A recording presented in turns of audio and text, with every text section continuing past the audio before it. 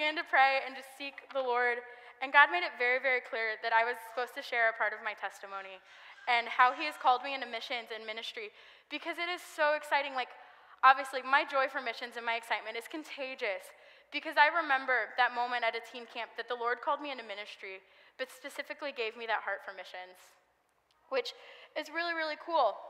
So fast forward to June of 2016, so almost 2 years ago.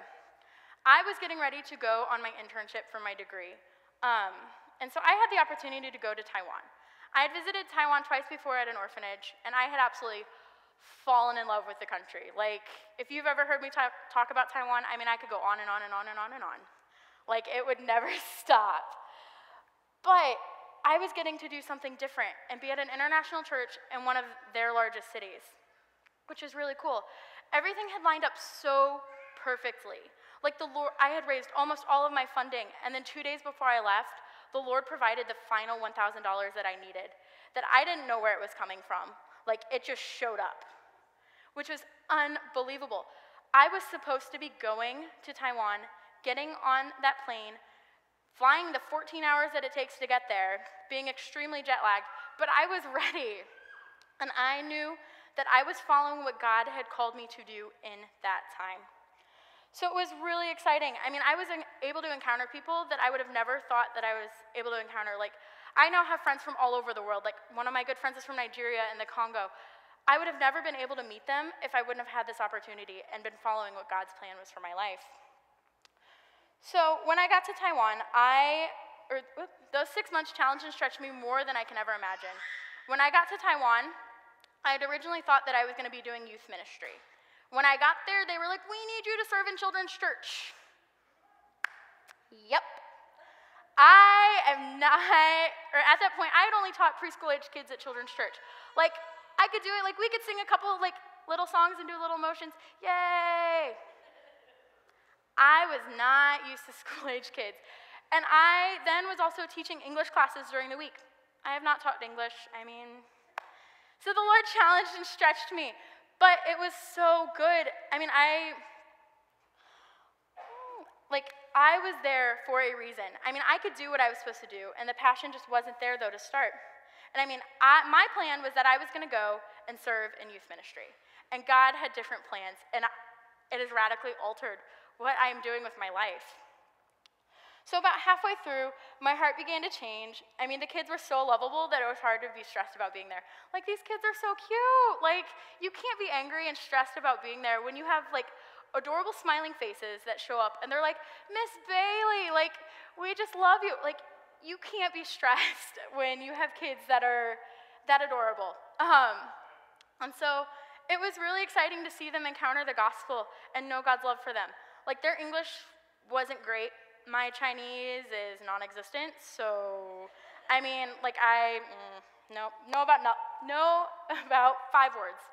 Even then, not enough to have a conversation. Like, so I began to think, "Lord, what are you calling for me when I return home? Where are you sending me? What is your plan in my life?" So I began to pray these things. Was he calling me back to Taiwan to teach these kids, to keep serving in children's ministry? Was I supposed to go back but teach English in a school? I didn't know, and these are the questions that began running through my head. So the month before I was to return home, I had the opportunity to return to the orphanage that I had visited before.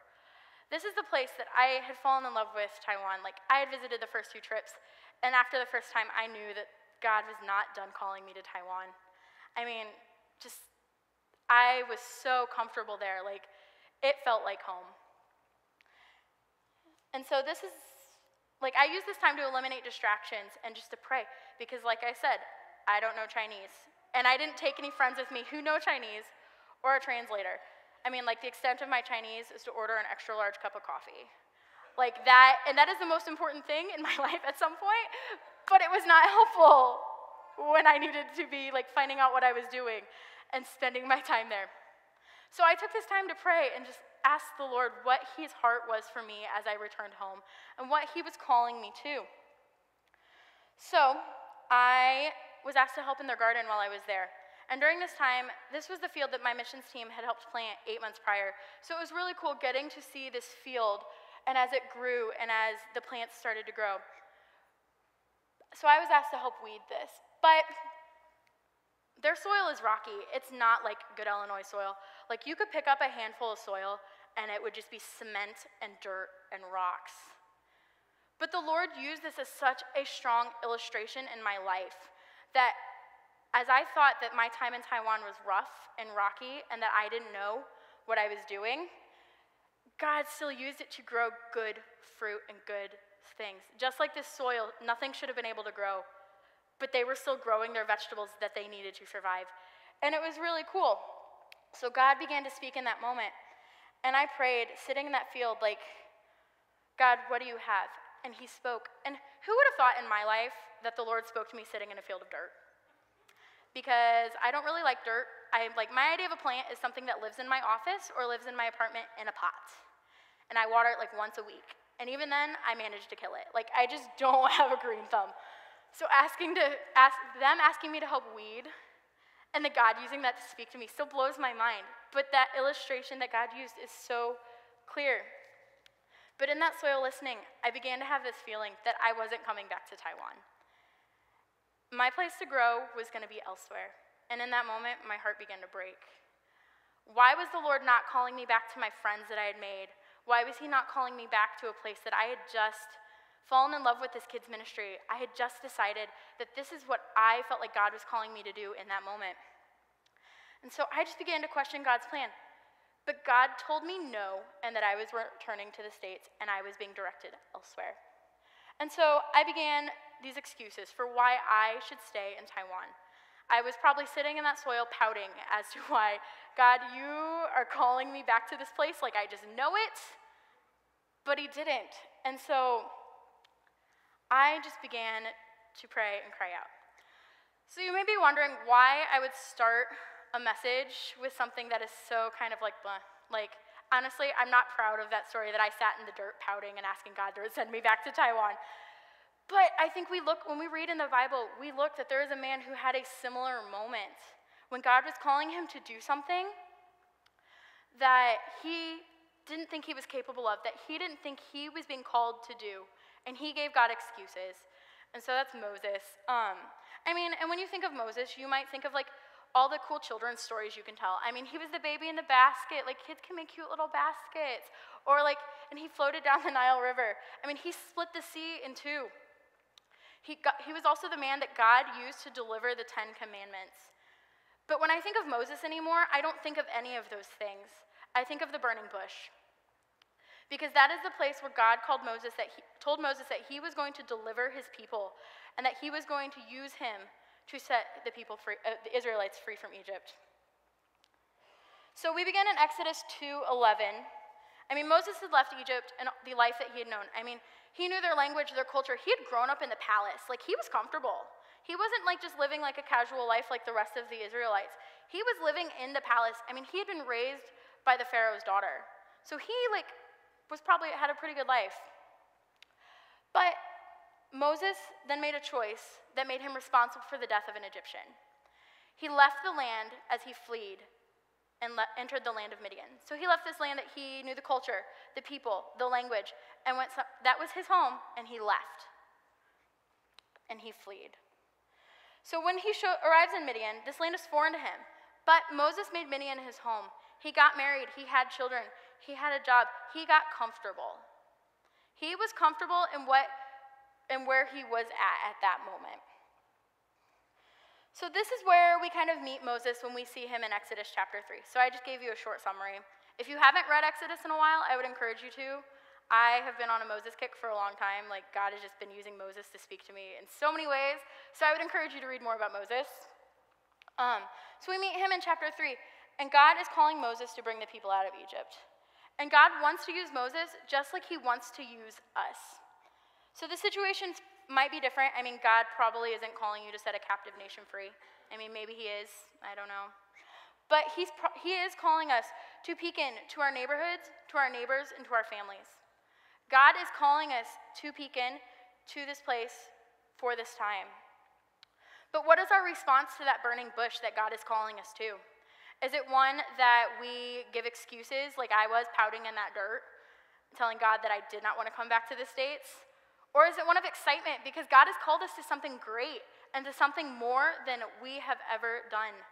Because we can go and do what he has called us to do to reach our friends and our neighbors and our city for Jesus.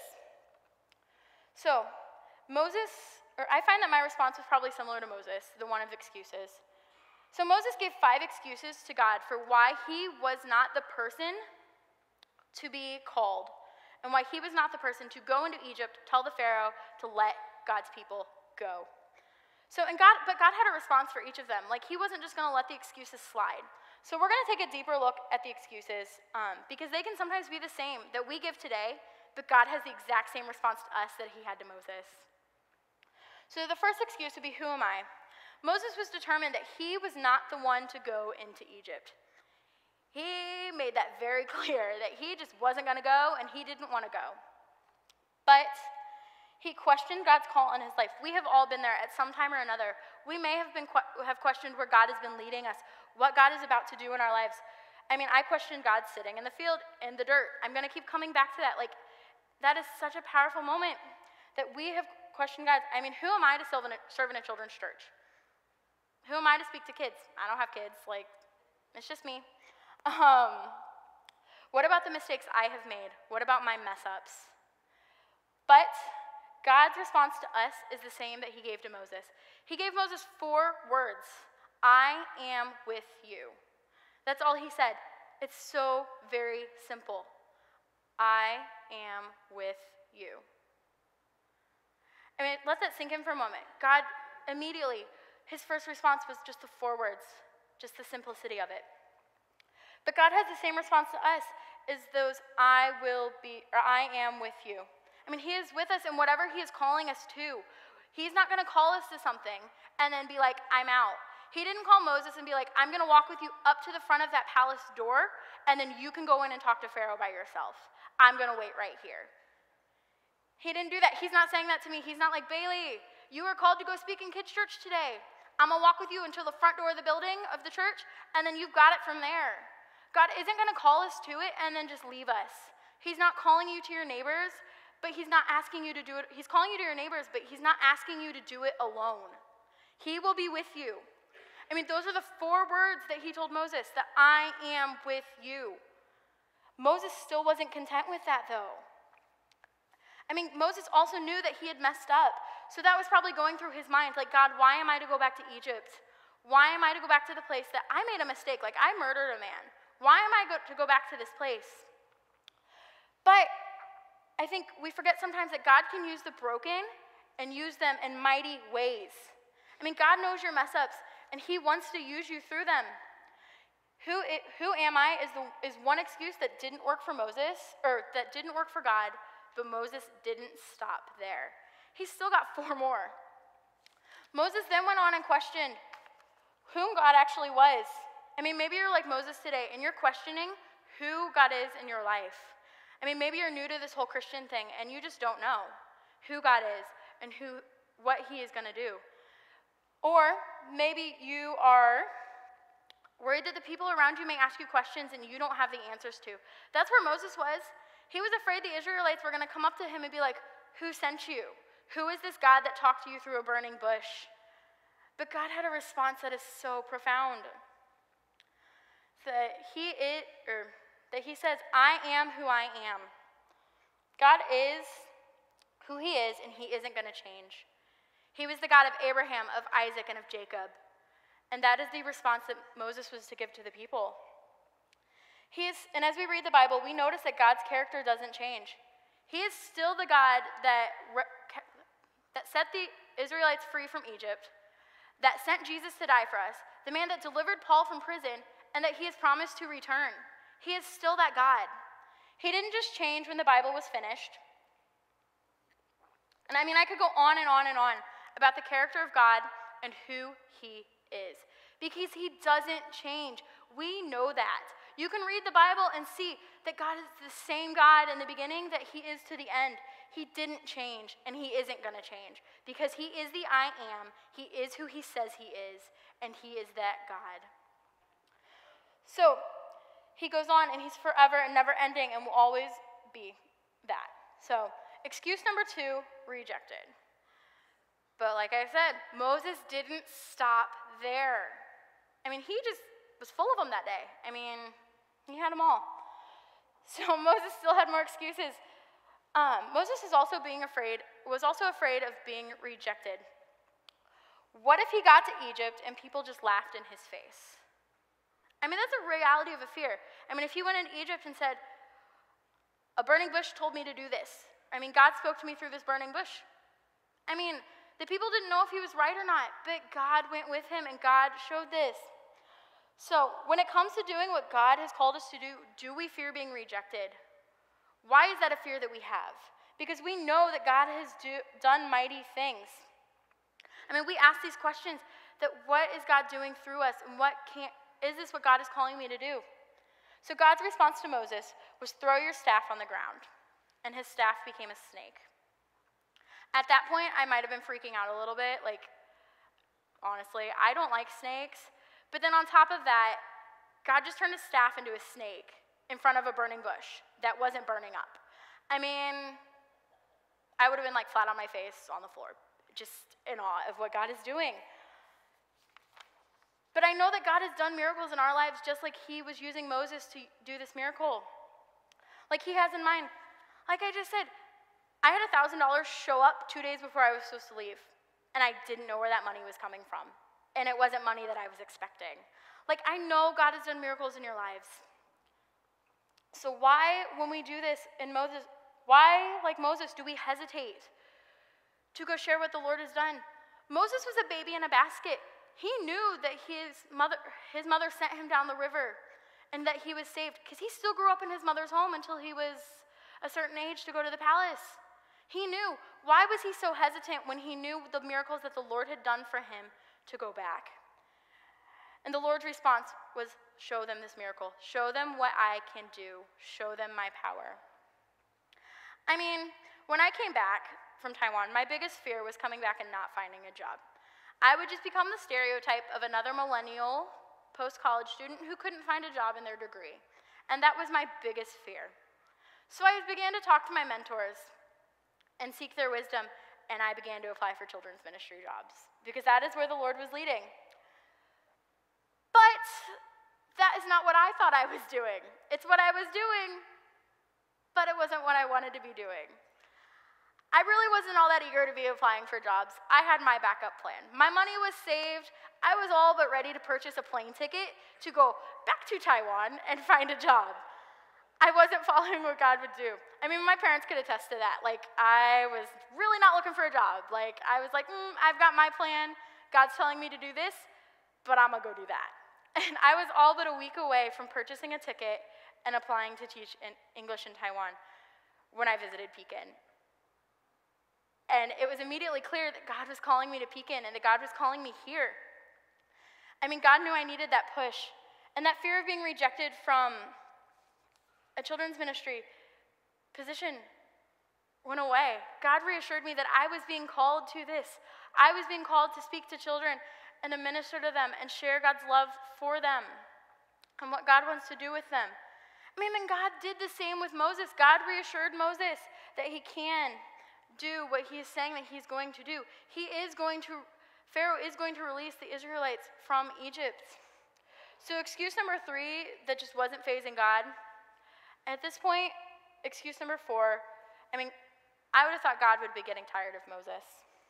I mean, how am I supposed to do this? Of all of Moses' excuses, I resonate with this one. Moses didn't think that he was an eloquent speaker or the right person because he couldn't speak very well. I mean, Moses may have had something that he wasn't as capable of speaking as he would have liked. So maybe he talked slow or with a lisp or something. But God still wanted to use him. In all honesty, I'm not that great of a speaker. I have the opposite problem of Moses, and you all probably know this. I start talking really, really fast when I get nervous. I become like an Energizer bunny and just go. But God still can use me just like he used Moses. I mean, I was a brutally shy kid. I did not like talking to people. I did not like talking in front of people, like all of these things.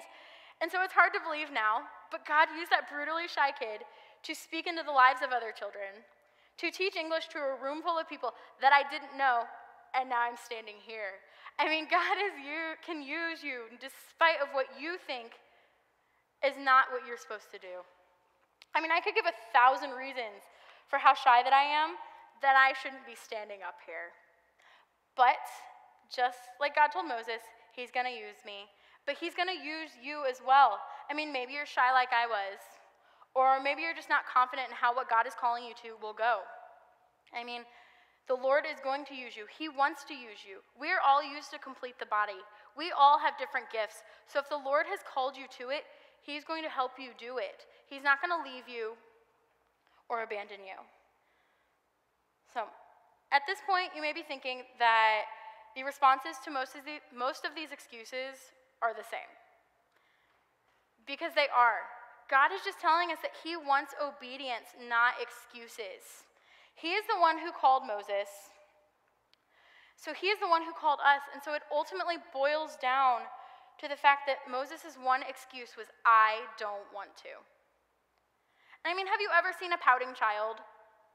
The kid that's just adamant, they may be sitting on the floor throwing a tantrum, that they're adamant that they do not want to do what is being asked of them. And at this point, that's kind of where I imagine Moses was, sitting in the desert, pouting to a burning bush.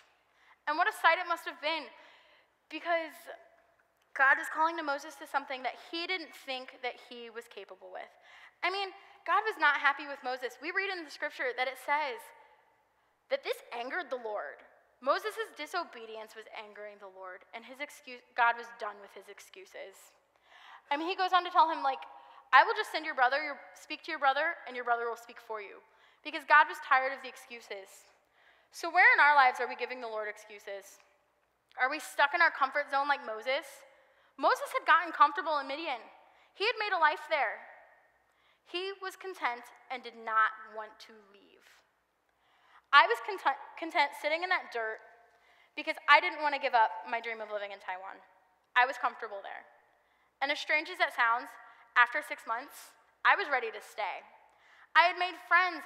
I loved what I was doing. I loved the job that I was teaching these kids. I was happy. I wanted to stay. But that wasn't what God was saying. I mean, so where is your place that you are sitting in your dirt pouting to God, saying, I don't want to do that, or I don't want to? Where are we like Moses in our lives? Like, is the Lord calling us to change something in our life? Is the Lord calling us to something new? Or does he just want obedience? I mean, we have so much we can learn to Moses because God is speaking to us. He is calling us and he is stretching us, just like he was trying to do this with Moses. And if God didn't tolerate Moses' excuses, he isn't going to tolerate ours either. At this time, I'm going to ask Pastor John to come, and he's going to lead us in a final song. And then I'm going to pray. And there'll be time at the altar.